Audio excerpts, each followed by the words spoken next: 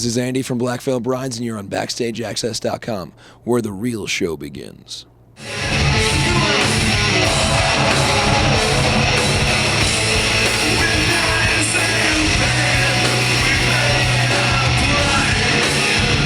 BackstageAxxess.com. We are here at the Club Infinity in Williamsville, New York, with Andy from Black Veil Brides. Andy, man, how you doing? It's good to see you again. Good to see you, man. And these guys are on tour at AP Tour, and how's it going so far? It's going great.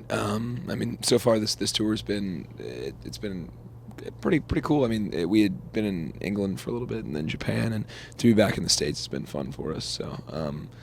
The other bands on the tour have been enjoyed to tour with, so all around just a cool North American tour. And you guys are pretty much wrapping up this one of your last dates, correct? Yeah, I think we have like 6 days left.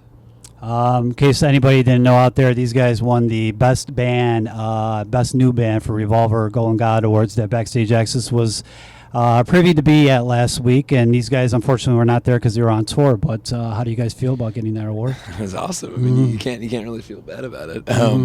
I think that obviously we wish we could have been at the ceremony, but it was cool to. We were in North Carolina that night and kind of did a video and live sort of. Right. We're here to accept our award thing, and that was really cool. But yeah, and Duff presented the award. That's right. Yep. We thought that was pretty cool. But yeah, I mean, in terms of something that is fan driven and sort of shows sort of the impact that our fan base has. It's great because not a lot of people probably expected a band like ours going into something like that to win it, but when it comes down to it, you really can't deny the power of what our fan base has and the sort of the strength and numbers that our kids have sort of cultivated for themselves. Now, how does that, obviously the whole band, including yourself, you're very grounded, but how does that affect the rest of the guys in the band? Getting an award like that. I think we were all just excited, but by the same token, most things that happen and accolades and those kind of things, we it's not necessarily that we expect them, but we work very hard, and when things like that happen, it's like you can't get too tied up in the notion that that's the be all end all. It has to be another sort of notch on the belt or another step on the ladder and moving in the right direction, obviously.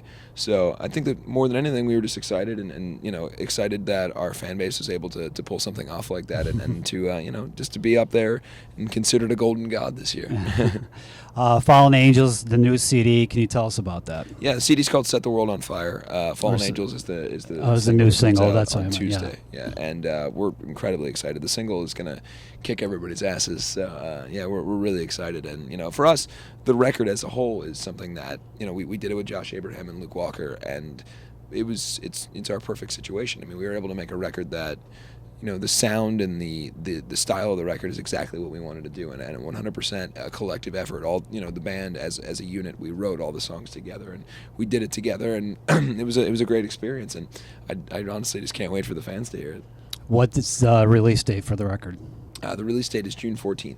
Okay, you guys going to be doing any special promotions for that? Any kind of special things that the fans can look forward to? Yeah, there'll be all kinds of stuff. But pretty much every Tuesday from now until the record is released, something new will be coming out and new stuff. So.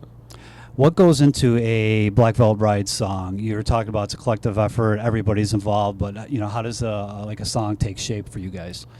It's almost there's not really one archetype or style for every song. I think that we sort of go through.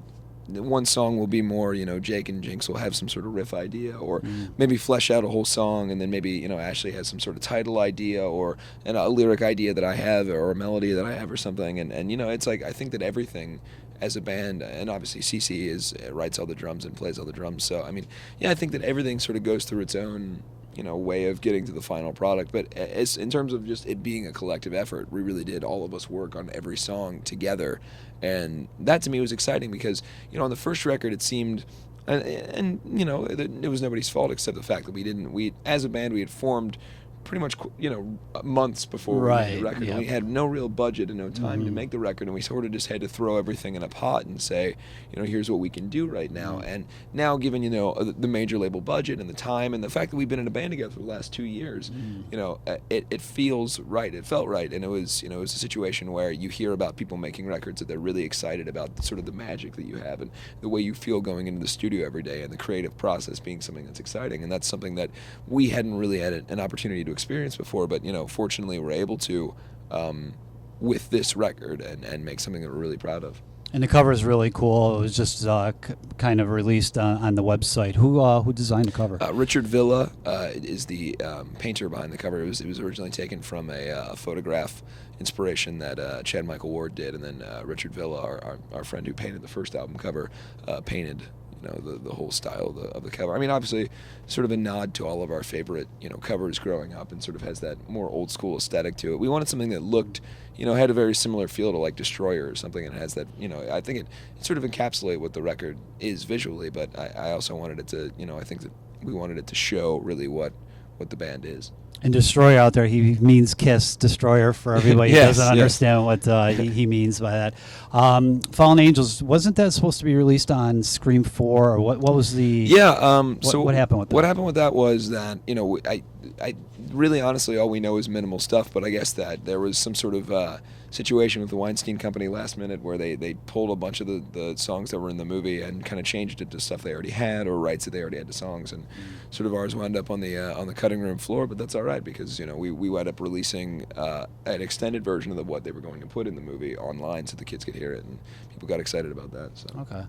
Now, these guys are going over to Europe, so all of the European fans can expect these guys in the next month or so, and they're playing a major festival, Sweden Rock and Download and Rock am Ring, and what's going to be your favorite one that you're looking forward to? Geez, all of them, man. Honestly, it's like they're all iconic things, and it's like, especially for us loving arena rock and loving that, you see like the Monsters of Rock festival and all these things, and Donington in itself with Download, and you have all these bands that are on Sweden Rock and Rock am Ring and Rock am Park, seeing like pictures of AC/DC play that and everything. For us, it's just like, these are things that I think every musician wants to be on those stages and have an opportunity to do that, so we're just excited, and I think that all of them are going to be my favorite personally.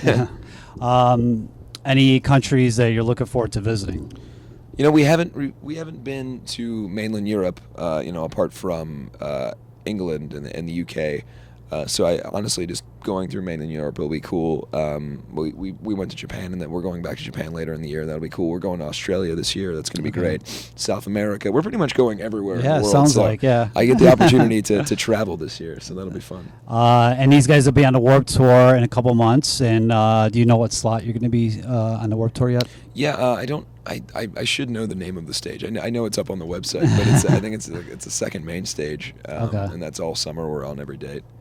Recently, there's been some kind of information about you changing your name and why you changed your name. Can you tell the fans what happened with that and why you decided to go back to your surname? Yeah, I think more than anything, it's sort of funny to think the notion of me changing my name back to the name that I had my entire life. It's a big deal, right? It's sort of strange, but I can understand it because that's the name that Andy Six was the name that sort of when the band became popular or people started to know what the band was via that name or on the internet or whatever else. And I think that for me it just sort of came down to wanting to more than anything wanting to be internally who I was, and it was sort of a thing where Andy Six to me was always a character that was something that I aspired to be. It was something that I sort of hid behind in a sense when I was younger, and it was like it was my version of the rock stars that I loved growing up. But being that I've spent the last year playing music that I love and being in a band that I love and meeting people with these great stories about how our music has affected them or the lives that they lead and sort of those kind of things. To me, it feels appropriate to sort of wash away any facade that was previously there. Obviously, it's sort of a funny thing to think about a band that wears makeup and everything washing away a facade, but to me, it's like honestly on a base level, being Andy Biersack, and I don't mind if people still call me Andy Six, and I know that a lot of fans will. It's more of a nickname than anything now. I just needed, if anything, I needed our fans and the public to know what my name is in case they didn't know, and know that I'm very proud of my family and where I come from and what what my life is, and for what it's worth, that kid who was in school who was in 6th, 7th grade getting teased and bullied every day, that was Andy Biersack. There was no Andy Six then, and so that kid is the kid who grew up and is doing this and is in this band and gets to be with the people that I get to be with every day, and I want people to see that. And the last time we did an interview with you guys, his dad was on a tour, and his parents are, I'm sure, fantastic and right behind you every step of the way. And that's good to see that, obviously. And when you have downtime, say if you're hanging out with your folks or whatever, what do you like to do on the side from doing music? Honestly, I think more than anything, it's sort of a strange thing when I'm not doing music. I feel really odd when I feel like whenever we're not on tour, I just sort of sit and feel like I don't have a purpose in the world. But because we've been touring since this band we just started touring. Now we've toured nonstop for the last almost 2 years. And for me, it's like the times that we're off, I can't wait to be on tour again. But I enjoy, reading comic books, and I enjoy biblical literature, and I'm a big sort of word nerd. I like to find out more about, English language and things, and write songs, obviously. But yeah, more than anything, I'm really into touring and writing music and being in this band. This band is my passion, and it's what's most important to me in the world. So. And 2011 is going to be a huge, busy year. You talked about all the countries you're going to be visiting, and what can you tell the fans exactly the timeline expect from Black Veil Brides the rest of 2011? Jeez, man. Honestly, just taking over the world one day at a time. But yeah, I think that honestly, the timeline is just. I can't even keep up with everything. Well, you got Rock on the Range, you said, and you got Warped. Or no, you got Europe, and then you got the Warped Tour, right? Then Warped Tour. Then after Warped Tour, we I believe we go to. I want to say we go to I think Australia after that, and we do the Soundwaves Revolution, and then I think we do a headlining tour through mainland Europe.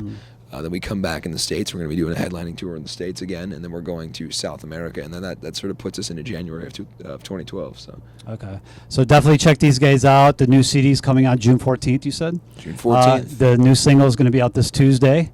Anything else besides going to see these guys out on the road? Black Veil Brides. Black Veil Bride Army, obviously. Check them out online. BVB Army, is that? Yeah, BVBArmy.com. And we want to appreciate Andy for taking the time to talk to us today at BackstageAxxess. Definitely check these guys out on the road.